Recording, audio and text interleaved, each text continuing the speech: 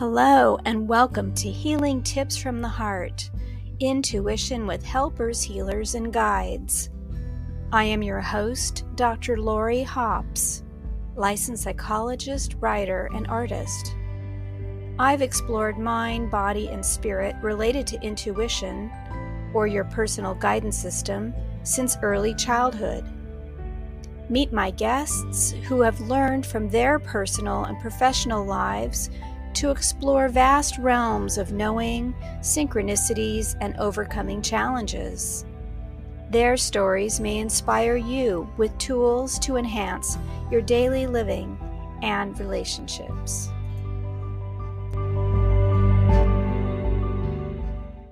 Hello, everyone, and welcome my special guest for today, Elizabeth Ssemanda. Elizabeth is a board-certified psychiatrist, medical intuitive, and pioneer in holistic mental health.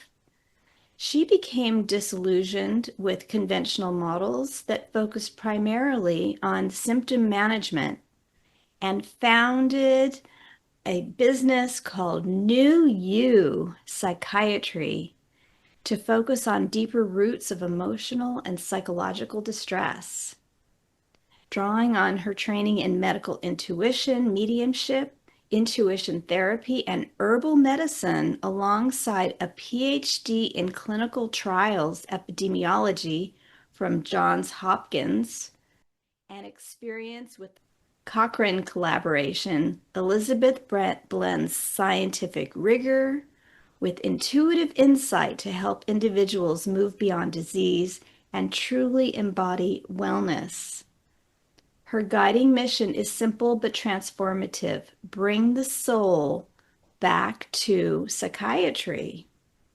She also has a podcast called Stepping into Soul Power, where she and her guests share practices and insights to help listeners reconnect with their souls and nurture whole person well-being.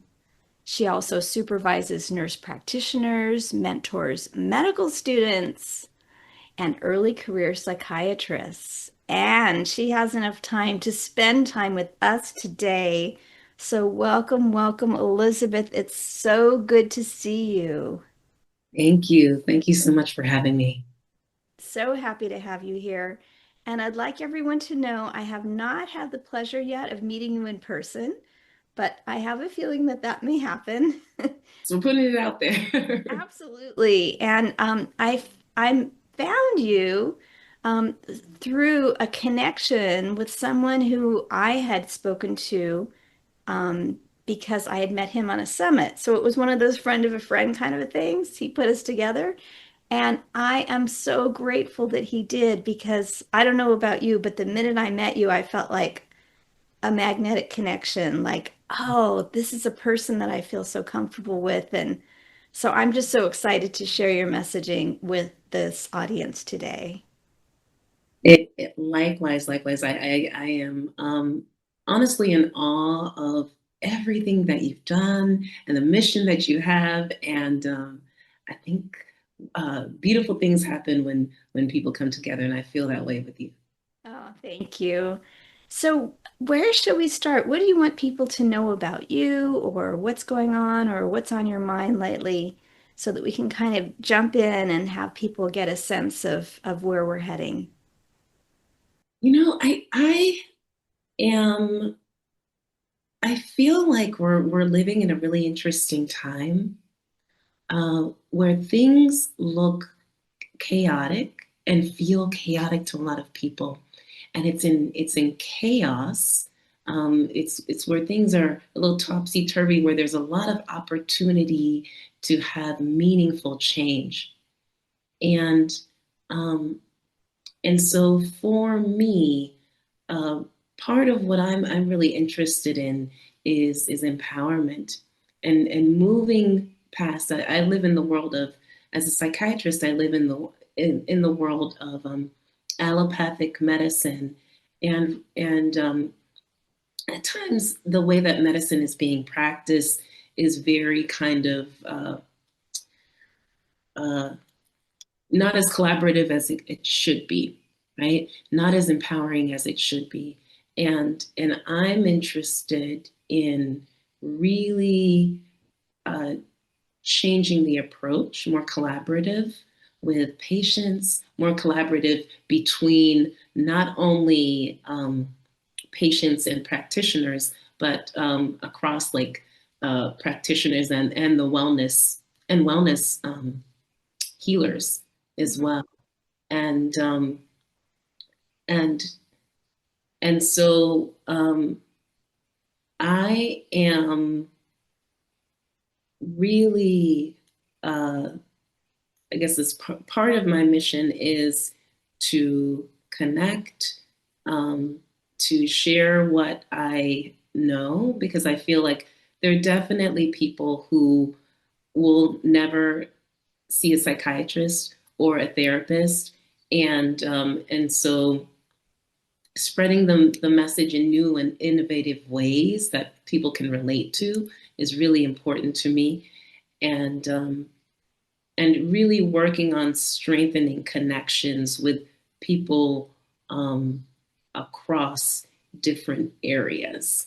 And that's part of the reason why I started my podcast. Well, thank you for that. Yeah, getting the message out. I think you're right that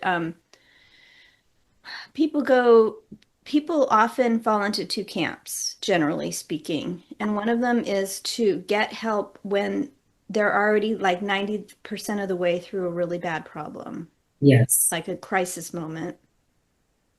And that's fine and good that they're getting the care that they need, but oftentimes the problems are so deep-seated and have been there for so long that it's hard to in the moment kind of like dial back 80% of where they are. You know, you do crisis management, but not necessarily preventative or deeper work. Not you, but just in general.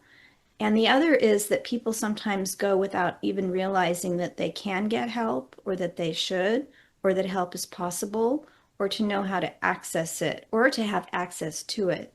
So I really like what you're saying about getting the message out in different ways because not everyone has access financially and other ways to the tools that you have, you know, that are available. And so thank you for doing the podcast. And I'm hoping to help promote that messaging with you, you know, and to be part of that community that gets these messages out to people. So thank you for that dedication. Does that land for you, those kind of two ideas of being so far deep into the problem or really not even having access to help? Oh, absolutely, absolutely. I think that um, well, I mean, the way that medicine is practiced right now, it is very much we're focused on just putting out fires, right? And we're not thinking ahead. And I think that's how we practice and how why a lot of people seek us out. Like they wait to the last minute. Um, and access is also a very real problem, especially now. I think that there have been cuts across the board. Like a lot of people have lost their jobs. I'm not sure what the situation has been, what your experience has been like, but I know quite a few people who like just patients who are telling me they no longer have employment and they have to figure it out. And unfortunately, in the United States, employment is uh, is largely attached to having insurance, and and so they're in a can be in a tough spot. And then there are also been a lot of changes to the things that are like our safeguards, like Medicaid, um, Medicare, and so people are in a tough spot, and so I'm trying to be what I'd love to I want to be strategic and thoughtful and you know, innovative and really think about, okay, well, what can we do? How can we work with people, present information, collaborate so that um, people get what they need? Yeah. Yeah, and a podcast is a great step towards that. There's other things that people can do collaboratively too, care providers and community members. I remember long ago when I was in grad school, there was an innovative public policy kind of idea, which was to decentralize care in the school districts. And so Mm. to have like a one-stop shopping where you have access to medical care, to other forms of, let's say, government, offices and stuff set up at the school or near the school districts, like so that parents could come when they're getting their kids or walk to a close area where a lot of public service aspects were there for them. I remember when I was a kid that we had like bookmobiles, you know, Ooh. and dental too. Oh, that's great. Yeah, that I remember like the little like vans coming onto the campus and parking, and then they'd set up with the little stairs walking in, and they would have a library or a dental clinic that would come to the school. So things like that that are relatively simple. It's a matter of coordinating and having the interest, and the saying yes to it rather than saying no, like this Yeah. can't be done or people won't be interested or we're too busy or there's not enough funding, mobile units. So getting innovative with how care is delivered, and so education, access, and follow-up, I think are kind of, I'm taking out my public policy hat. Yeah. So I like that the podcast is one way and there's so many other ways. So it's possible that our conversation right now is setting the wheels spinning for someone else who's listening and saying, "Oh, I hadn't thought of it that way. Maybe I could be involved," or, "Oh, that's right. This is here. Maybe I can share that information with someone else." So I'm hoping that we'll be inspiring people. I hope so too. I hope so too. And I think we are being called to be, to step up to the plate, Yes. all of us. So if you're out there and you've got ideas, take a step today, connect with someone, let other people know your thoughts. You never know what will happen, um, when you set the intention and you take aligned action. Yeah. And I think that we are possibly redefining what underserved population means because the needle is moving in terms of where privilege and access are landing. There's communities that have been conventionally underserved, and then there are new communities that are maybe for the first time or for the first time in a long time becoming more underserved, for a variety of reasons, and not just economically, but emotionally and spiritually in lots of ways. But I also think that at the same time, we are coming up with new ways of connecting because we've Yeah. been relying on certain institutions, and providers that are fast dissolving and disappearing. And so we're having to get creative on how to connect to the things that we need. And I know that you're a medical intuitive, which we haven't exactly spoken about yet. And so do you use your intuitive abilities for kind of seeking out new patterns, connections, and things like this? I for sure with your clients, but what about like in a larger way? Do you go there as well? I I mean I'm always using it, to help me navigate my path. So yes, I do that. Um, I think that there are people who I really love. There's someone by the name of Jeffrey Allen. He's really great. I feel like he's associated with Mind Valley. Um, Okay. but he's he has this exercise. I feel like I took one of his courses Uh-huh. where you get into a really deep meditative state, and and in that state you I guess in your mind, travel to whatever time, right? Whatever timeline, and kind of see like what it would look like. And so I've gotten in the habit of using that exercise to help kind of guide me in how I navigate my future, and it's been particularly helpful. Oh, I love that. Yeah, I think I can see him with curly hair. Yes, When yeah. you mentioned his name, I didn't recognize it at first, but I've seen like reels and stuff from him. Yeah, and he's how beautiful. And so, do you try to direct with an intention what it is you're seeking? Because I could see someone who's, let's say, worried about the future and they do that, and then like a nightmare comes in, like, oh no, you know, like some negative fantasy about the Oh, future. okay. And this is the really important thing. I think it's really, if you're gonna do something like that, I feel like emotions are really especially things like fear, doubt, can kind of tamper things. So it's really important if you're going to do an exercise like that, where you're going to travel into a timeline or something like that, then you've got to get in a good feeling state. And that's why when I say getting in a, for me, getting in a meditative state, I if I sit long enough, fear, doubt, all those things will dissolve, Mhm. and then I can really trust what I see.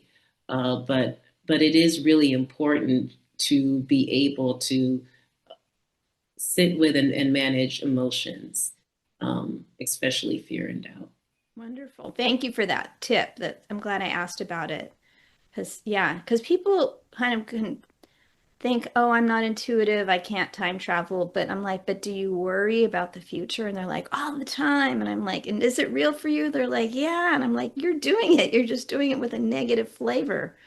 And Yeah. so it's hard to kind of condition yourself to kind of know how to get out of that negative mindset. Because, like the example I gave with the 90% waiting till your problems are like crazy intense, sometimes people don't use their intuitive senses until they're really at a crisis moment.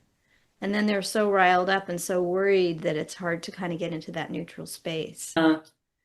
You know, getting out of that, especially if that has been your life, that's um, waiting until until you're in crisis mode, it can be really hard to um, move past that. But I think that in many ways we are creators of our own reality, and it starts with just trying, and the more you try to have a better handle over your anxiety, over doubt,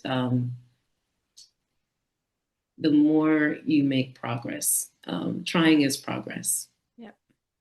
And for those who are listening but can't see the video, you have a beautiful backdrop and with the word love prominently featured. And to me, that's the connection is through the heart with love. When I can drop into my heart space and connect to love, it's like whole worlds open up.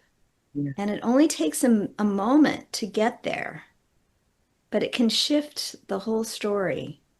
I'm a huge believer in that. I feel like uh, you're right that the heart is the portal to so many different. There's a lot of wisdom there, and then intuitively, if you want to go places, it's a great space to be. And I found as a psychiatrist, especially working with people who have trauma or anxiety, that helping them dissolve like some of the a heart wall or the blocks there, and get into that space can be incredibly healing, and just a way to really change how they look at things, and when they change within, like everything outside of them starts to change. Totally. I totally agree with that. And it's kind of counterintuitive because we get so mystified by the outside world and we don't think we have power over it. Why do these bad things keep happening? Why am I getting so triggered and so on? But the key is inside because that's all we have control over anyway, is our own Absolutely. perceptions. Yeah. Absolutely.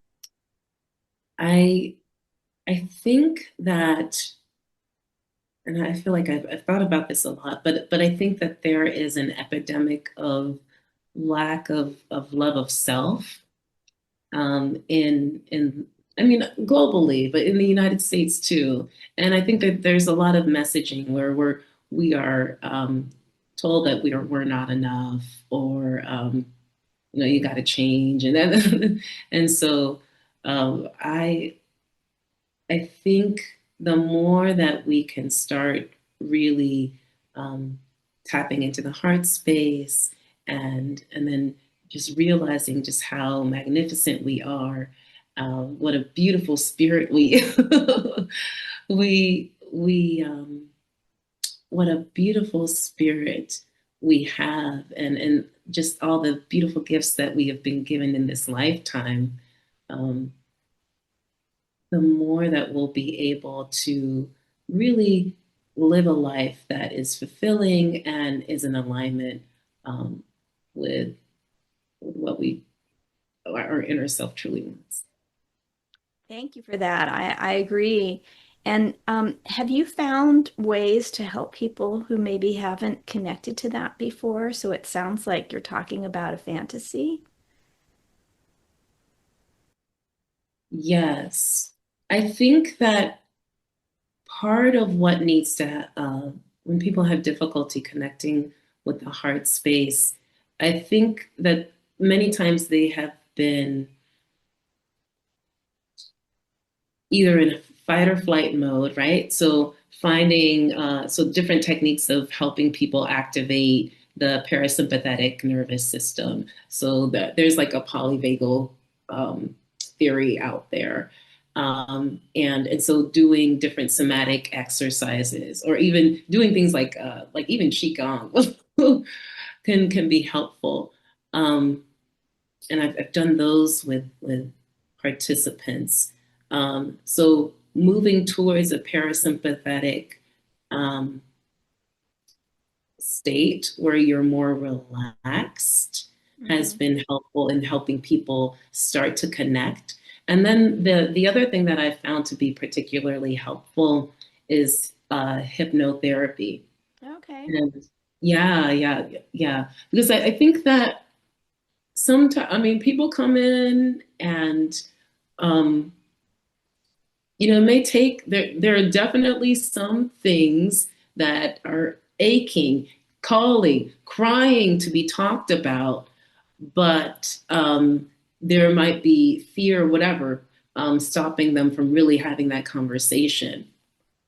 There are things that are in the subconscious, and so I feel like,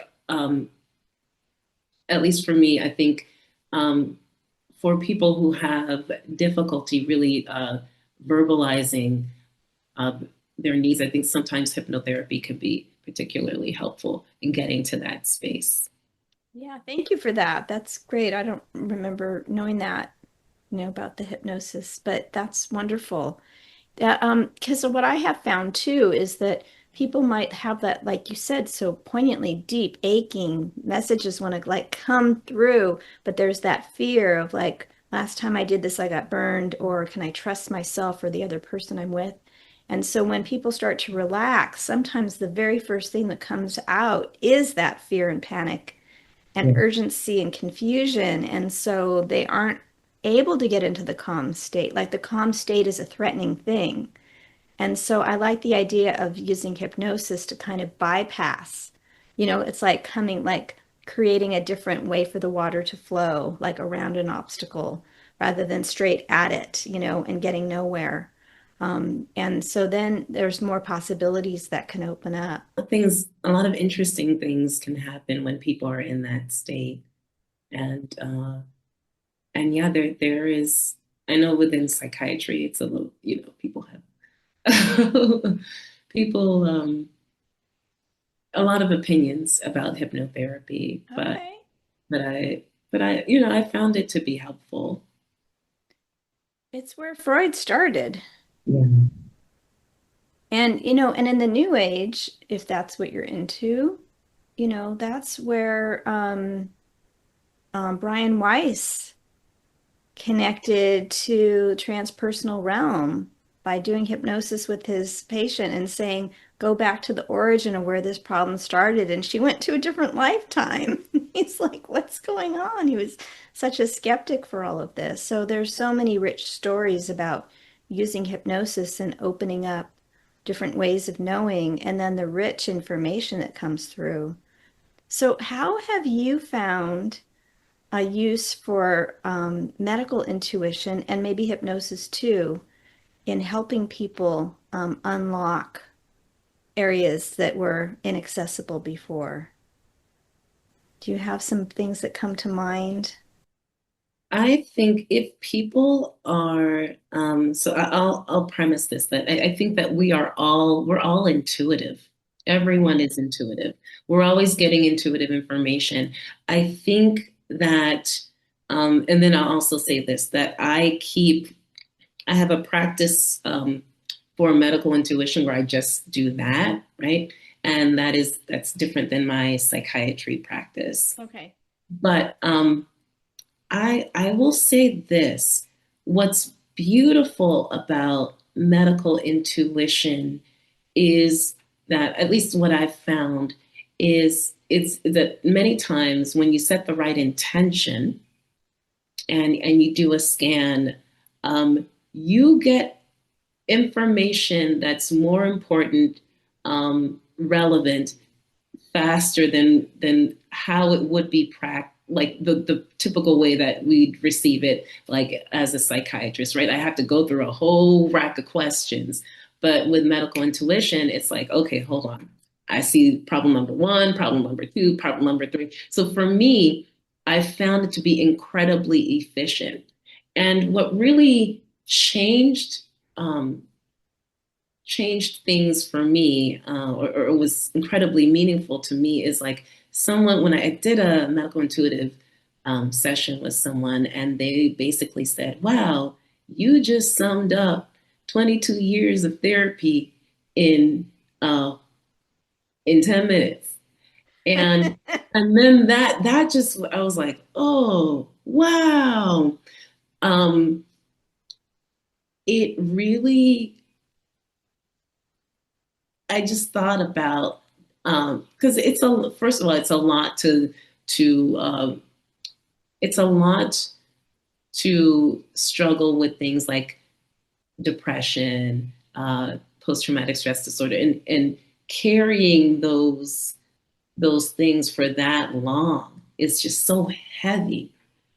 And so being able to pinpoint, hey, this is what's going on, and having an idea of the root cause why is, I feel like it is transformational.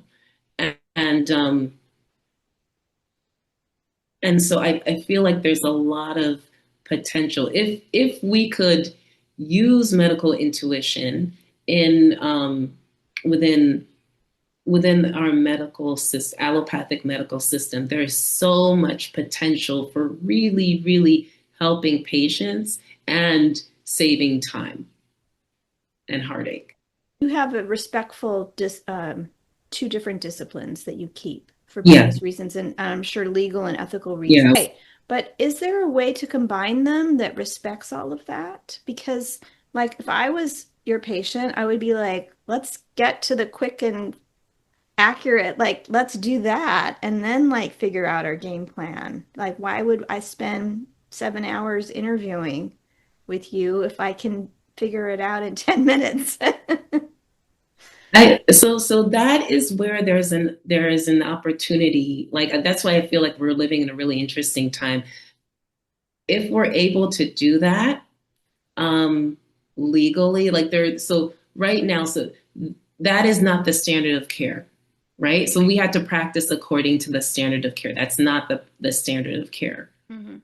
Um, I think that there's so much potential with that, but it's not the standard of care. So we've got, and that's also why I have a podcast, right? So we can talk about things like this, or I am on this podcast, so we can talk about, hey, there's another way of diagnosing, of receiving information that can be particularly helpful to people, Hmm. and things need to change or should change, um, but doing it in a way that is legal, is really important, legal and ethical. Yeah. Um, I see that. And yet still, let's take, so I really respect how you have been very responsible and professional in separating these things. But on the micro level, in the day to day, people use their intuition all the time in making decisions, including um, in a medical setting. Because sometimes, let's say you only have a minute to choose between five different options. Many people are going to use their gut or their intuition, or maybe they aren't even knowing why they're choosing the one thing over the other four. They could say it's reason, experience, and so on. But I think if you dig deeper, there's an intuitive element. so you're absolutely right that, like, even within medicine, that we use our intuition. That's so true. Yes, it's just I think it's not the standard of care to be like, oh, well, I'm going to do an energetic scan of you, and really relax and receive information. That's not the standard of care. But like if I get intuitive hits about like, hey, I should, I wonder, I need to check this or need to check that. Like I use that all the time within my medical practice. It's Yeah. just like having a really standardized way of like, hey, I'm going to scan the body and do that. Yeah, so like a more formal assessment. Maybe there will be a way one day when an option for an assessment when someone first meets you is to have, let's say, a 20-minute intuitive scan in addition to the standard approaches of collecting history and doing labs and, so on. And checking out the physical body. Um, or maybe integrating them together, like while you're doing a physical exam, then you get an intuitive hit in the moment. Like, did you have an injury in your right shoulder? I didn't see it in your history, but I'm getting a sense from your body that something's up? So it becomes like an inquiry kind of woven in to the standard care. So at some point, maybe they won't be so distinct from each other, but weaving in together. But I so appreciate that you're keeping the door open to both. That's the dream. That's what I wish I could do legally right now. It's just like, hey, let's go. Let's go. I'm just gonna start talking, and I'm gonna give you information, and then you can kind of let me know how you feel. Yeah. Um, yeah, that is the dream. That's what I would love to see. I think that unfortunately the way that medicine is practiced right now, so we go there and we learn all of these things. We memorize a ton of stuff, um, but I really feel like we've got to start. Um, when someone comes and says that they want to be a physician, right? That first of all, number one thing that I would recommend is like, well, do you know who you are, right? Because because like really help people understand who they are on a mental and on an emotional, on a spiritual level, because that's going to help them be better practitioners. Period. The other thing I think, do you understand who you are and your strengths? Because we all come to this world with gifts. Like I've met amazing practitioners. I like, for instance, I was in Best Buy and somehow ran into a medical student who has a photographic memory, right? But things like that are not cultivated in like in our the way that allopathic medicine is taught. But what if your intuitive skills could be, right? What if that could be part of the curriculum? What's the potential there? And so um, I have a lot of hope for the future.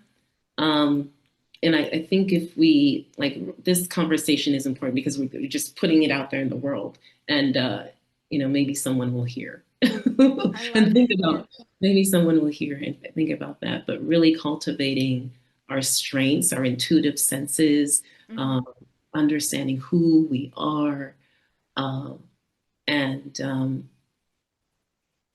and and the other thing that I would say is cultivating what I'd love to see is the connection, the way that we connect with ourselves and with other people. I would love to really see that within their communication skills, but I feel like we don't really teach people about how do you connect with you, like we teach practitioners. So, and I feel like if we could do incorporate those things to help people who are aspiring to be healers or medical doctors, whatever, it would really change the experience for the practitioner and then also for people that they're helping. I love it. Yeah, it's getting back to the roots of the human connection. As we get more into technology, I appreciate what you're saying that the medical sciences have moved away from the human connection as much as being the center stage to being more about knowledge and memorization and technology and accuracy and in things that are based in science and what we think we know. But the self knowledge, I mean, isn't that the thing? Know yourself first. And that Yeah. when you can bring that and the authentic relationship of what's magical about you and I in this moment that will never be recreated again, but is so powerful, if we can pull on that and what our strengths are, it takes it to a whole nother level. Then Yeah. it's not just about problem solving, it's about really having a unique, catalytic connection that can be incredibly deep and creative and can solve those problems that you came in for originally. So it's so much richer. So thank you for bringing that like heart and soul back to the conversation. You're welcome. You're welcome. Yeah, I just like I said, I work with different practitioners and I just feel it's just so there's such a disconnection. It's I feel like it's very mechanical. The way that I see quite a few people in our field practicing medicine, and I think we got to change. Well, thank you for contributing to that. And people will be gravitating towards you because of that. They may not even know that that was what they were lacking. Um, I remember hearing about a lot of medical professionals and nursing individuals have a lot of health problems. Like, why are the healers so sick? You know what I mean? And it was partly because, well, for lots of things, sometimes people who already are compromised go into the field of healing because they have their own healing that they need to do for themselves. So they're already weighted towards maybe more compromised health problems, but also because of the cutoff of mind, body, spirit. Yeah, And so we get into these like if the logic will show me what to do, or the probabilities will show me what to do, or the pharmaceuticals will show me what to do. And you have to remember what we started off with was being empowered within yourself and forgetting that. And when you bring that in, it changes everything. It changes the whole dynamic of what you're about and what you're here to learn and how you're able to maybe access in a more elegant or faster or more complete way what the true answers are. And they often have to do with going back to the heart. absolutely, absolutely. I think um, really getting back to the heart space and engaging our spirit as we do the job is going to make it not only a much more fulfilling experience for us, but for patients too.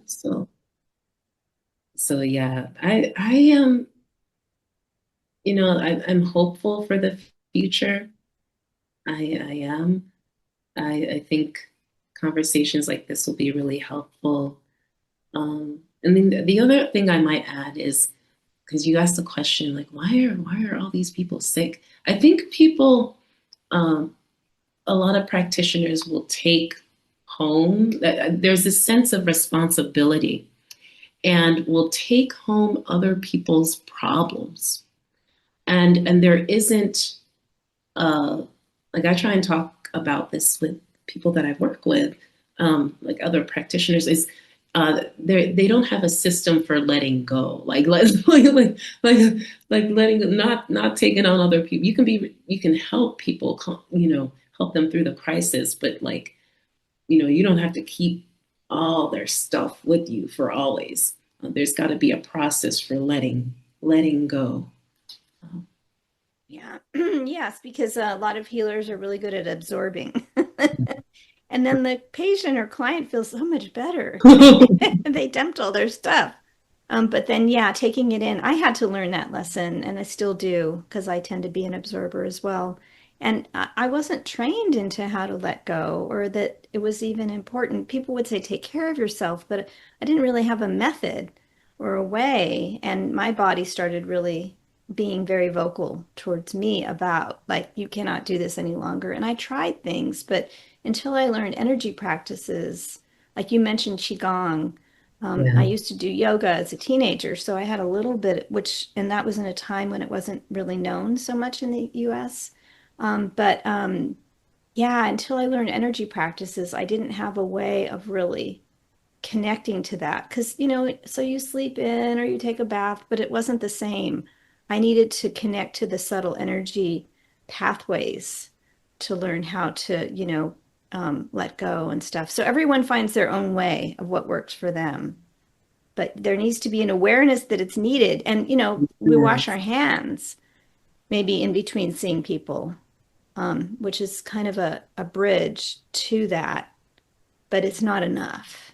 Yeah, yeah. I think, um, yeah, we wash our hands between, but it's not, we're doing it to think about the intention that's set, right? It's like, oh, I just want to get these germs off, or whatever. I don't know. Um, but letting go of all the emotion, like especially in psychiatry, can be so heavy. Yeah. So letting go of all the emotional, all the letting go of that. Yeah. I think setting that intention is so important. Yeah.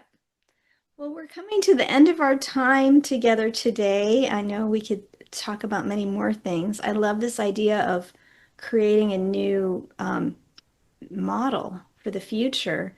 Is there anything else you'd like to share before we say goodbye for today? I think that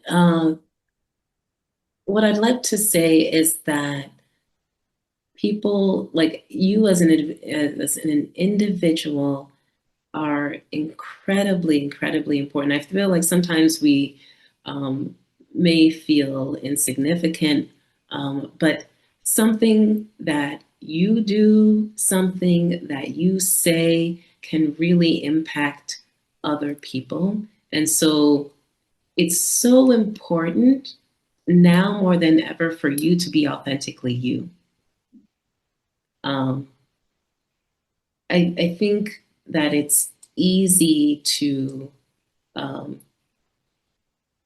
fall into a place where you kind of go with the crowd, but you're here on this planet, and there's something wonderful about you, and the people who need to find you, who are looking for you, can only find you if you're being yourself. So I'm going to put that plug in. I love it. It's like broadcasting your unique signature really loud and Yes, proud. absolutely. Oh, thank you so much for so many pieces of wisdom and for walking the path that you have in your life so that you can be here at this point and help be one of those links for other people. It's really quite admirable. Thank you for having me on, and I am just in awe of what you're doing, and really excited to see what the future brings. Yes, me too. Okay, thank you. Bye-bye, everyone.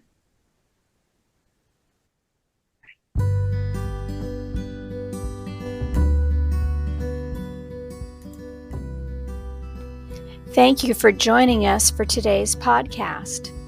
If you want to learn more, you can visit my website for podcast and resources at hopshealingtips.com. You can also like, share, and subscribe to this channel. This podcast is for information and entertainment purposes only and is not providing healthcare advice. Please seek guidance from your professional healthcare team should you need assistance.